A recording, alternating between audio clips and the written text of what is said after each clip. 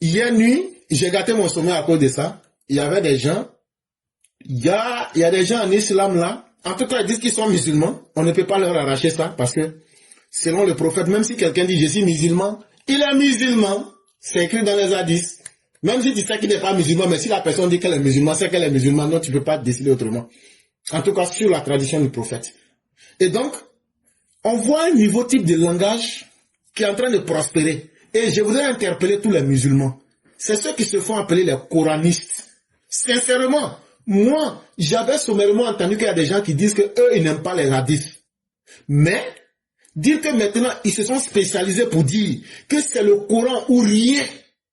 Et puis maintenant là, que tout est dans le Coran, que le Coran est complet et qu'on ne doit pas réfléchir en dehors du Coran. C'est hier, j'en ai rencontré, ils se sont affirmés, ils ont assumé. Et quand je suis monté, j'ai essayé de donner ma petite connaissance. J'ai dit bien ma petite connaissance. Quand j'ai eu le plus acharné, j'ai dit, bon, on va faire un exercice tranquille, froid, pour qu'on puisse se comprendre. Il a reconnu que eux, c'est le Coran ou rien. Et qu'en dehors du Coran, là, il n'y a plus rien à chercher. Je ne sais pas s'il y a des gens qui ont suivi. Il était tellement tard ici, il était 4h50. Il fallait aussi que je dorme un peu. Et donc, en résumé, voilà ce qui s'est passé. Et je souhaite qu'il y ait des gens qui ont suivi pour confirmer ou infirmer ce que je dis. Quand on l'a écouté, c'est là moi je lui ai dit, bon, j'ai dit, allons dans le Coran, la sourate qui dit, c'est lui qui a fait descendre sur toi le livre. Ça veut dire, c'est Dieu qui a fait la révélation du Coran sur le prophète. S'il s'y trouve des versets sans équivoque, dans le Coran là, si c'est vrai qu'il y a des versets sur lesquels personne ne peut même interpréter le sens, comme par exemple, respectez vos pères, ou même respectez vos parents, ça là, c'est quelle explication va toi te donner? Ça là, est-ce que tu as besoin d'un érudit pour comprendre ça? On dit qu'il faut respecter tes parents, ça veut dire qu'il faut respecter tes parents. Donc là, s'il se trouve qu'il y a des versets du tel genre, sur lesquels tout le monde comprend le sens, ces versets sont appelés les versets sans équivoque. On dit ces versets-là sont la base du livre. Ça veut dire la majorité des prescriptions qui sont dans le Coran là. La majorité des prescriptions là, pour comprendre là, ce n'est pas difficile. Et d'autres versets qui peuvent prêter à interprétations diverses. Mais sachez aussi que, en dehors de la grande majorité, il y a d'autres versets là. Le sens là, ça peut donner plusieurs interprétations. Je dis bon, si on se base maintenant sur la lumière de ce verset, je vais te prendre quelques versets que je vais te dire, et j'ai pris simplement la sourate Al-Fatiha, où Dieu dit que lui, il est Malik Yawmiddin. J'ai dit, bon, le Yawmiddin, là, quand tu vas dans le Coran, à la sourate 32, verset 5, Dieu nous dit, il règle toutes choses du ciel à la terre, puis tout remonte vers lui, en un jour dont la durée est de 1000 ans selon votre calcul. Que lui, Dieu, là, entre tout ce qui se passe dans les cieux et dans l'univers et sur les terres, là, que lui, tout ce qui se passe là, que lui, il emmagasine tout ça, et puis l'information lui revient sur une durée de 1000 ans selon nous, notre calcul. Ça fait 1. Dans la sourate 70, verset 4, par lequel les anges et l'Esprit Saint montent vers lui en un jour dont la durée est de 50 000 ans. J'aurais encore aller plus loin. Quand tu prends la sourate Waru Fiha, où l'Esprit Saint, où on dit une nuit dont l'équivalent est de 83 ans. Donc vous voyez 3 exemples où la notion du temps n'est pas la même. Et je lui ai posé la question. Les 3 caractéristiques du temps. Une nuit, la nuit del cadre équivaut à 83 000 ans. Un autre jour où, par lequel les anges et l'Esprit Saint montent à Dieu dans un jour de notre calcul dont l'équivalent est de 50 000 ans. Et un autre jour où toute chose est réglée entre les cieux et la terre pour monter vers lui en un seul jour dont l'équivalent est de 1000 ans selon notre calcul. Tu vois déjà que ça fait 3 sens. Et donc, est-ce que ça veut dire que la notion du temps là, est-ce que c'est la même chose? Il me dit non. Je dis, mais comment tu vas expliquer maintenant chacun? Puisque c'est toi-même qui dis que les versets du Coran là, puisqu'on ne doit pas sortir du Coran, les versets du Coran doivent s'interpréter. Nous tous on sait ça. Mais, est-ce que tu peux dire un jour dont l'équivalent est de 1000 ans? Est-ce que tu peux prendre la sourate 32, verset 5, pour expliquer la sourate 70, verset 4, pour prendre ces deux versets-là pour expliquer l'autre sourate qui dit qu'une nuit est équivalent de 83 ans, la nuit del 4? Ça ne marche pas. Ça ne marche pas. Et comme tu dis que tout est dans le Coran, là, faut nous expliquer la durée de Yawm al-Qiyamah, Malik Yawm Din, là, Yawm al-Qiyamah, là, faut nous expliquer c'est combien de temps. Est-ce que le Coran t'a dit ça sera un jour, 2 jours? Et le monsieur a commencé à faire du bruit, à parler beaucoup, laissez-moi poser des questions, je veux parler, je ne veux pas parler. Donc quand un débat est comme ça, moi je n'aime plus. Parce que moi quand je monte pour un débat, je veux que les gens comprennent clairement les choses. Quand tu me poses des questions, je réponds. Et quand je te pose des questions, et l'individu, qu'est-ce qu'il faisait? Quand on lui pose une question, il dit, je ne sais pas. Quand on lui pose une question, je ne sais pas. Il y a un monsieur qui lui a posé une question. Le Coran est descendu graduellement ou le Coran est descendu en un coup? Il dit que le Coran est descendu en un coup. Le monsieur lui demande, est-ce qu'il n'y a pas les versets coraniques descendus à la Mecque et il n'y a pas les versets coraniques descendus à Médine?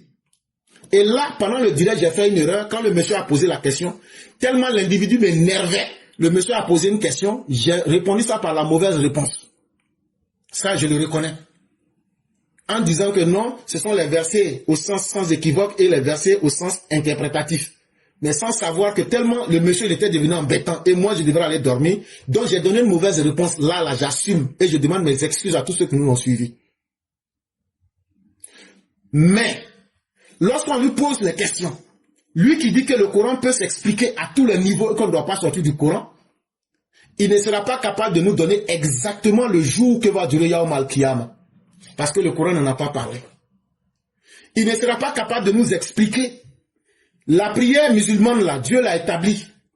Mais on doit faire comment la prière? La prière de 13 heures, c'est 4 rakats. La prière de Maghrib, c'est 3 rakats. La prière de As ou de Isha, c'est 4 rakats.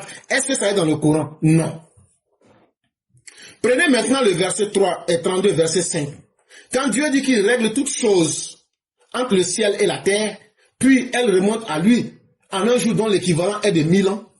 Mais allez regarder la théorie de la relativité du temps et de l'espace de Einstein. Et vous comprenez que le temps il est relatif. Quand vous prenez le verset 70, verset 4, par un jour, durant lequel les anges et l'Esprit Saint montent vers lui, dont la durée est de 50 000 ans.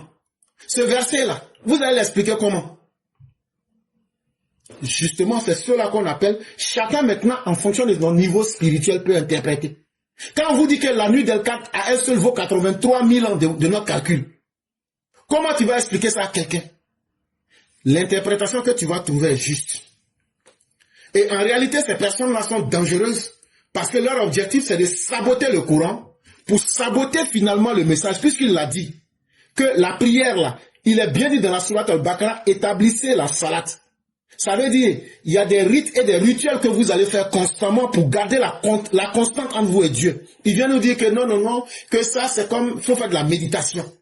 La salat est très différente de la méditation. Parce que la méditation, je peux m'asseoir et puis faire de la réflexion, c'est très différent.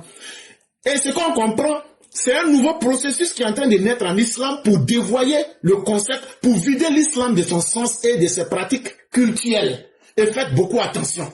C'est ce que j'ai compris hier nuit. Et c'est pourquoi j'ai voulu parler de ça ici. S'il y a des gens qui ont suivi, si je suis malhonnête et que je mens, Dieu est témoin.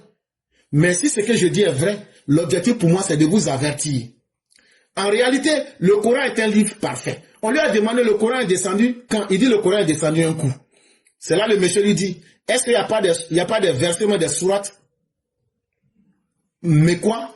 Et à Médine, il dit oui. Donc ça veut dire que le Coran n'est pas descendu un coup, puisque c'est descendu dans 2 endroits différents. Or, entre les 2 endroits, il y a eu l'égir, c'est-à-dire le déplacement de la Mecque pour aller à Yatrib, qu'on appelle aujourd'hui Médine. On lui dit, la durée de la révélation, ça fait combien de temps? Toutes les réponses, je ne sais pas. Mais lui, il veut seulement parler. Lui-même, il pose des questions. On lui dit, on ne connaît pas. Le monsieur a dit, il ne connaît pas. On lui dit, comme toi tu as posé, tu connais, il faut répondre. Il dit, lui, il ne connaît pas. Donc, faites beaucoup attention. Faites beaucoup attention, vous les musulmans. Ce que j'arrive à comprendre, c'est que ces gens-là veulent vider l'islam de son contenu. Et leur stratégie, c'est de saboter les hadiths. Les hadiths, c'est quoi? Les hadiths, là, ça comprend 3 niveaux de tradition du prophète. Ça comprend la sunna. La sunna, c'est quoi? La sunna, là, il y a 3 niveaux de sunna. Il y a la sunna qui concerne les paroles spécifiques du prophète. On appelle ça la sunna kawliya.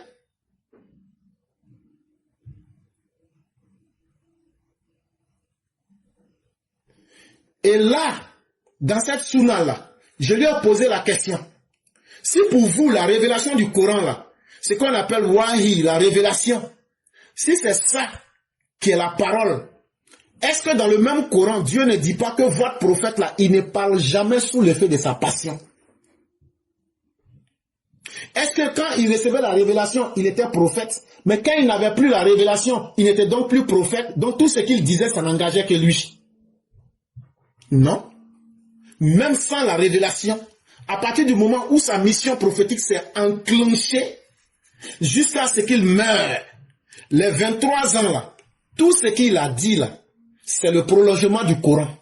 C'est ce qu'on appelle la sunna kawliya. Ça veut dire l'ensemble des paroles qu'on a entendu le prophète dire. Quand il y avait un problème, comment il traitait, qu'est-ce qu'il faisait là? C'est ça qu'on retrouve dans les hadiths. Maintenant, il y a aussi la sunna filiya. Ça, c'est l'ensemble des habitudes et des pratiques du prophète. Ça veut dire, on l'a vu. Il y a certaines choses qui sont dans le Coran, mais lui-même, on le voyait de la manière qu'il faisait là. Ses habitudes et les pratiques qu'il faisait là. C'est ça on a suivi. C'est ça on appelle la sunna filiya. Et il y a la sunna takririya. C'est que le prophète a approuvé. Même quand ce n'est pas venu de lui directement. Ça peut être ses compagnons. Et il a dit, il n'a pas interdit. Ou bien, il n'a pas donné son avis pour dire, ne faites pas là. Ça aussi là, ça existe dans les hadiths. Et c'est tout ça qui se retrouve dans les hadiths. Maintenant, il faut bien signaler qu'il y a des hadiths faux, qu'on appelle les daïf. Et il y a des hadiths vrais qu'on appelle sahih. Maintenant, comment on fait pour faire la différence entre un faux hadith et un vrai hadith? On prend tout hadith qui contredit le Coran, là, on rejette. Dès qu'un hadith rejette fondamentalement le Coran, on considère que c'est un faux. Là encore, ils avaient voulu glisser pour dire, mais quand c'est comme ça là, est-ce qu'on a vu une fois quelqu'un du vivant du prophète qui a rapporté les hadiths? C'est là j'ai brièvement pris un exemple, parce qu'il a demandé un exemple. J'ai pris l'exemple de Abu Huraira. Abu Huraira n'était pas musulman. Lui et le clan des Banu Daous, lorsqu'ils sont partis à Médine pour se convertir à l'islam là, dès qu'il s'est converti à l'islam, il est resté auprès du prophète jusqu'à la mort du prophète. Mais ce que vous oubliez là, souvent il y a des nouveaux convertis là, quand eux rentrent en religion là, et qu'ils découvrent que c'est leur environnement là, leur soif d'apprendre est plus grande que ceux qui étaient dedans depuis longtemps. Et Abu Huraira, c'est l'une des personnes avec qui beaucoup d'hadiths ont été pris. Est-ce qu'on peut lui reprocher d'avoir été trop proche du prophète pour avoir des hadiths? Je ne crois pas. Et donc, je tenais à avertir les musulmans. Faites beaucoup attention. Le Coran est un livre complet. Mais le Coran a un prolongement qui se retrouve dans la sunna. Ça veut dire, ce qui est fait dans le Coran, comme la prière par exemple. Dieu dit, établissez la salat. Mais on va faire ça comment? Ce que le prophète a fait et ce qu'on l'a vu faire là. On va retrouver ça dans la sunna filiya, dans les habitudes et les pratiques du prophète. C'est comme ça qu'on l'a vu faire. Et donc on va suivre ça. Dans la sunna kawliya, ce que le prophète a dit et que dans le Coran quelque chose existe, on va prendre pour se rapprocher des dits du prophète et dire, voilà ce que le prophète a dit sur cette question, pour expliquer. Et etc., etc., on pourra aller. Maintenant, comme dit le Coran, il y aura toujours des versets dont le sens ne sera pas explicite. Et je vous ai pris des exemples. Un jour qui équivaut à 1000 ans. Un jour qui équivaut à 50 000 ans. Une nuit qui équivaut, la nuit d'El-Qadr qui équivaut à 83 ans. Ça, ce sont des versets, plus tu vas aiguiser ton esprit, plus tu vas aiguiser ton sens spirituel, tu pourras comprendre. Et ce que tu en retires là, c'est ton bénéfice. Par exemple, la sourate 32, verset 5, il règle toutes choses du ciel et de la terre, puis tout remonte vers lui en un jour dont la durée est de 1000 ans. Mais moi, je peux interpréter ça et dire aujourd'hui que la théorie de la relativité du temps et de l'espace d'Einstein vient nous confirmer cela. Et qu'en réalité, la notion du temps est relative. Et que le temps en tant que matière en lui-même n'existe pas. On peut aller jusqu'à ce niveau-là. On peut couper la base même. En réalité, quand tu mets tous ces versets-là, une nuit qui fait 83 ans, un jour qui fait 50 000 ans, un autre jour qui fait 1000 ans, quand tu mets tous ensemble, ça veut dire que Dieu, il n'y a pas de notion de temps chez lui. Et il le dit bien, selon votre calcul. Ça veut dire quoi ici? Quand vous commencez quelque chose dans son aboutissement, là, vous avez votre temps. Et le temps que vous vous donnez là, moi je me donne le temps de la longue échelle pour voir l'aboutissement. Et on peut aller plus loin. Le terme kun fayakun ne veut pas dire soit et c'est. Mais ça veut dire lorsque nous déclenchons un processus, cela peut prendre le temps qu'il faut, mais certainement ça va s'accomplir comme tel. Kun fayakun ne veut pas dire seulement boum boum. Non. Ça ne veut pas dire je vais manger, boum, voilà la nourriture qu'il faut manger. Non, hein. C'est faux. Ça veut dire l'évolution, ou bien ce que nous avons programmé, va atteindre sa réalité finale. Rien ne pourra empêcher. Et ça va prendre le temps que ça va prendre. Donc vous voyez déjà comment la notion du temps même est flexible. Et c'est ce que Einstein a découvert en disant que le temps et l'espace là, ce sont des choses qui sont relatives. Et on aurait pu aller dans la science, et c'est ces versets-là qu'on peut interpréter de différentes manières. Et donc je tenais à faire cette clarification. Peut-être que je peux m'être trompé, mais je demande aux musulmans de ne pas se laisser égarer par ceux qui sont devenus les nouveaux trompeurs dans la religion. C'est vrai que leurs messages peuvent être intéressants. Leurs messages peuvent vous paraître bizarres, mais prenez le soin de bien regarder pour ne pas vous laisser berner. Et n'ayez pas peur de réfléchir. Cherchez à comprendre votre religion, parce que des gens viendront vous tromper pour vous faire abandonner la substance de votre message. C'est des gens en réalité qui détestent le prophète de l'islam et qui veulent effacer la religion. Et donc ils viennent vous dire que l'histoire de la vie du prophète, les faits, les paroles et les actes du prophète là, il faut les retirer de la vie des musulmans. N'acceptez pas, chers musulmans, cette erreur-là. C'est des gens qui détestent le fils d'Amina et d'Abdallah. N'acceptez pas. Ce monsieur a donné beaucoup à l'humanité, le prophète de l'islam. N'acceptez pas que les gens viennent vous tromper. Si vous enlevez l'image du prophète de l'islam dans votre religion, vous n'aurez plus de religion. C'est comme demander à des chrétiens d'enlever Jésus dans la chrétienté. C'est comme demander à des juifs d'enlever Moïse dans les décalogues. N'acceptez pas cette erreur, chers frères musulmans. Je ne vous demande pas de me suivre. Je n'ai pas la vérité. Mais ce que je vous dis, écoutez avec votre esprit et faites votre jugement. Il y a des gens qui viendront vous tromper. Il y a des gens qui viendront vous mentir. Ne vous laissez pas séduire par la beauté de leur message. S'il vous plaît. Et donc on va passer à Mère. Et je n'aime pas beaucoup parler de cette façon parce qu'un débat, quand ça se passe, ce que tu as dit, quand tu viens répéter, c'est comme tu te lances des fleurs. Je n'aime pas beaucoup parler. Et s'il y a des gens qui ont suivi, faites à cause de Dieu. Si j'ai menti ou même j'ai dit des choses qui ne sont pas vraies, s'il vous plaît, écrivez pour que je puisse corriger. Je ne fais pas ça pour chercher ma grandeur. Je ne fais pas ça pour chercher de la visibilité. Sinon, j'aurais montré mon visage, j'aurais cherché de l'argent. Je ne cherche pas de l'argent. C'est ce que le prophète vous a dit, il a été dit dans la sourate Bakara. Nous ne cherchons pas ce que vous avez. Mais nous ne cherchons pas. Nous cherchons simplement, à ce que les gens comprennent la réalité. Et ce que moi je sais, je le dis sincèrement.